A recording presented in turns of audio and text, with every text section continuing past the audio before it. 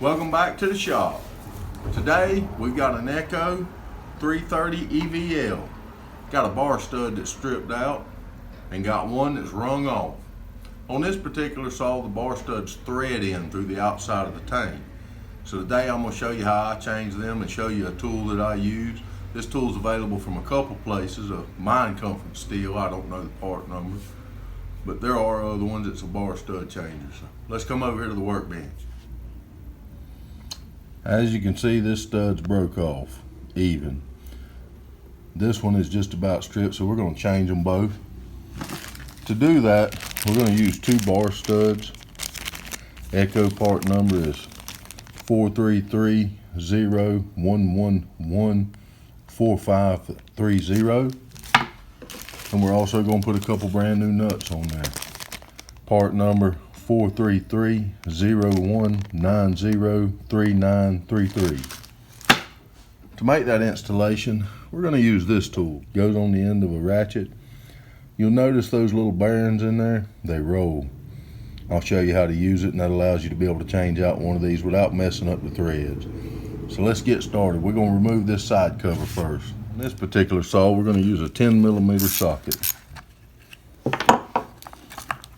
Get that out of there.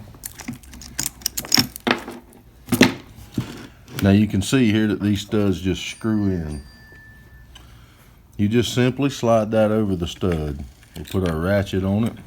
And then when you put your ratchet in reverse, you just work it back and forth, and it'll take that stud right out of there.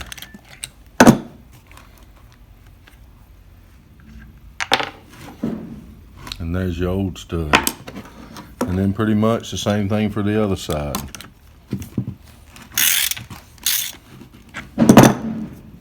Really nice tool to have in your toolbox. I think for this particular one I paid somewhere around $50. Now we'll clean those holes good, dry them out, and I'm going to put a little Loctite on these new studs and we'll put them back. Anytime I use Loctite, I try to clean them holes and get them as clean and dry as I can. Help that Loctite just bond a little better. And I just simply spray them out with some carburetor cleaner and then blow them out with a little air.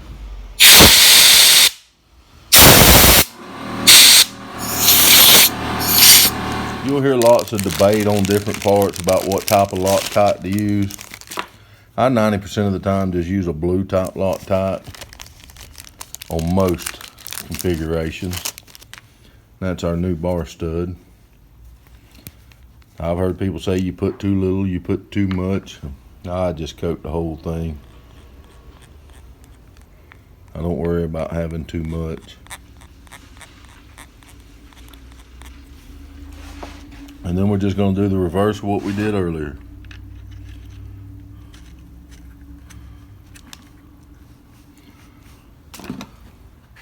We're going to reverse our ratchet to turn clockwise. Install it over our stud. And just tighten her down. You don't want to over tighten it and bust your housing. And you want all your threads seated in the housing on this model.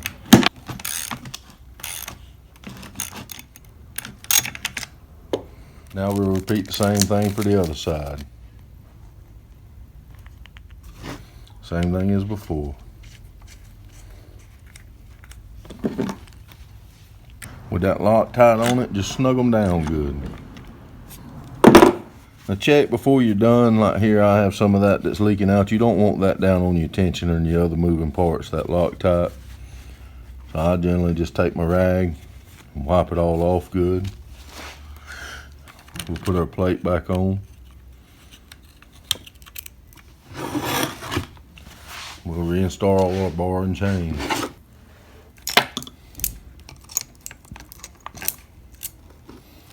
We'll get us two brand new nuts.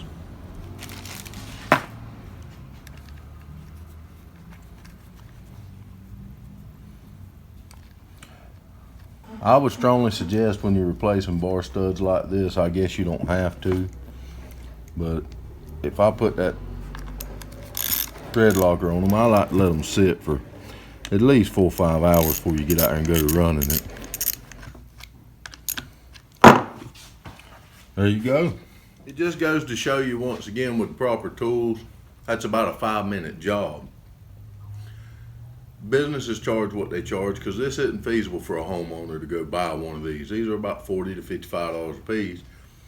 For the different variations, I've got about 4 or 5 of these, which means there's $200 to $300 invested in this. So that's why a place charges what they charge, to be able to change those studs like that. At home, you'd be out there with a pair of channel locks or a pair of vice grips trying to get that in or out. I appreciate y'all joining me. Welcome back to the shop. We're fixing to start cranking out some new videos. Appreciate y'all watching me.